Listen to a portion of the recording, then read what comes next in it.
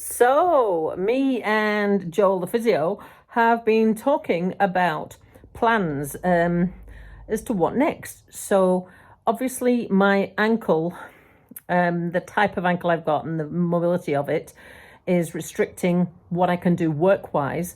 But we do still need to focus on the important thing, which is the lifestyle and getting the lifestyle back, which is the whole purpose of having an amputation, was to get the life back that I lost whilst the foot wasn't working. So we've been working through all of that.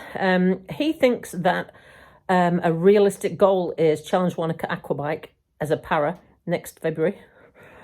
I'm really not with him on that decision yet. I mean, normally do agree with him on everything, but I'm just not quite there yet with that one, because 100k seems an awfully long way when I still can't walk round the estuary and can't ride a bike out on the street.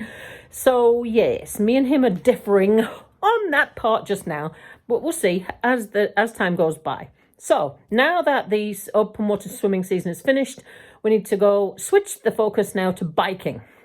And whilst we wait for the hydraulic ankle and all of that part, as I've said before, they've made this socket so that I can ride a bike a bit easier whilst we wait for the parts, and then we'll talk about a bike leg. But the thing I needed to know next was, all right, so I put the crank back to its normal length and I could ride a mountain bike, but can I ride the Cervelo time trial bike?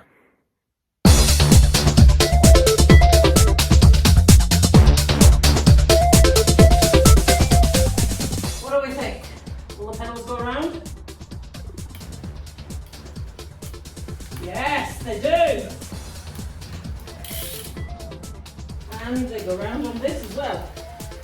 Yes, they do.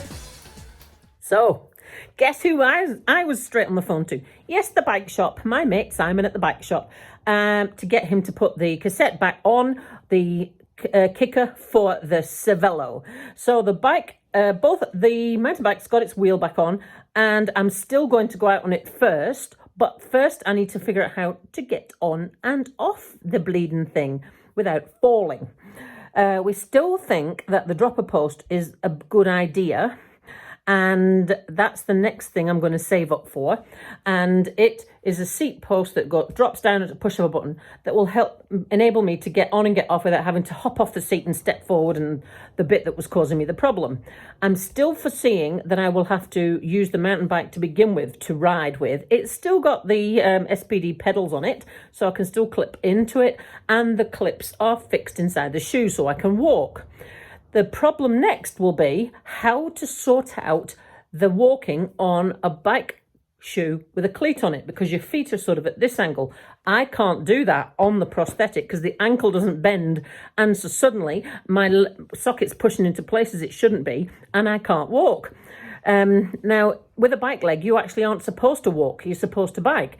So when I was into the bike shop, I was pondering over this with him too, and he came up with a really good idea: getting the prosthetist to put a block on the heel, because the problem with a bike shoe is, hang on,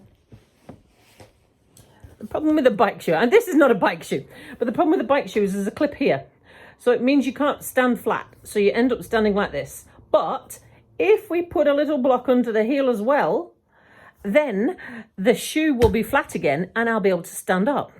Maybe.